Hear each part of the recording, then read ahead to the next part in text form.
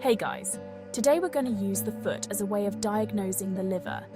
And of course, my disclaimer here is that you're not really diagnosing a liver disease. You have to go to the doctor and have them do tests to figure that out. But this will give you some good clues on a potential problem with your liver. Okay, that being said, let's dive in, and these are just little indicators that can actually help you narrow things down. The first thing we're going to talk about is the little red and brown dots. They can be larger or smaller, and you might also notice a little shininess to them. They're usually on the lower leg. That is poor circulation, and that is usually a liver problem. It could also be diabetes. It could be many other things, but you see this a lot when people have liver problems. So, the actual appearance of the lower leg and the foot gives a lot of great information about the overall health of the person, because the heart has to send blood all the way down to your feet and then back through the vascular system. Usually, if there's a liver problem or a heart problem, whatever, there's going to be a vascular problem, and you're going to see it in this part of your body a lot because of the poor circulation that's occurring. So, a lot of these problems happen at the greatest distance from the heart. And also, even with diabetes, for example, you see neurological problems in your feet and your hands because of that fact, because it affects the distal fingers, which is the point furthest away from the heart. Okay, so you'll see red and brown little discoloration type specks on the lower leg, and then something called spider veins, or another name would be spider nevus, which you usually see this in cirrhosis. And what's happening to the liver is you're building up a lot of estrogen, and too much estrogen can affect the vascular system.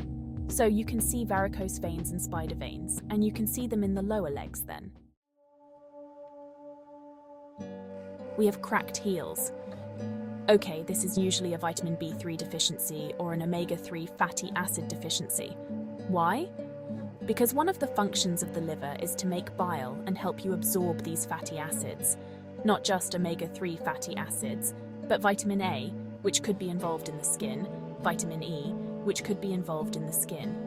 Those are fat-soluble vitamins, but vitamin B3 also affects the skin. Other B vitamins also can affect the skin as well, just how they relate to the cofactor to help the enzymes work, especially with proteins. So, a B3 deficiency can create a problem. Another name for that would be pellagra. People with pellagra, which is a B3 deficiency, have a lot of skin issues. Alright, each of the foot, usually in the bottom of the itching of the bottom of your foot indicates a backup of fluid into the liver. When the liver is congested, it could be bile backing up, and you're getting a buildup of histamines. This congestion can cause itching in the foot. Additionally, you can have pain or inflammation in the bottom of the foot. A lot of times, people associate that with something called plantar fasciitis, where it's really not quite a fasciitis, but just a liver problem. Then, you also have hot feet, which is another symptom of a bad liver. And then we have bad odor. So you have smelly feet. Why? Because the liver is not able to detoxify correctly and it's backing up through the skin. Usually, if the liver is bad, the person's diet is pretty bad, and the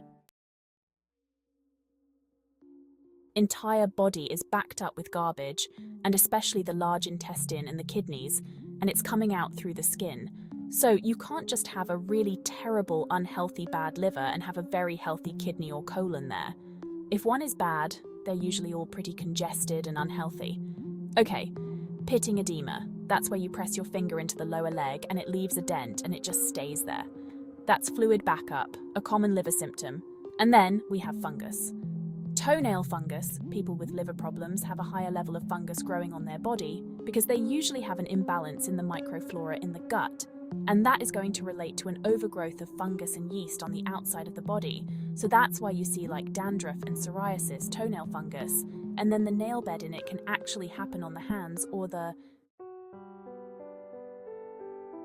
Here are some causes of liver problems. From medications, another one is a lot of sugar in the diet, especially high fructose corn syrup. Cooked foods. So if you're just having canned foods which are pasteurized and you're not having anything raw, that's eventually going to be very, very hard on the liver and the kidney. Also, a lack of any vegetables. And if you're eating junk food combined with that, you have no enzymes to put in the body, no antioxidants from these vegetables. So that can be a problem. Excessive alcohol, that's a given. And then, excessive protein.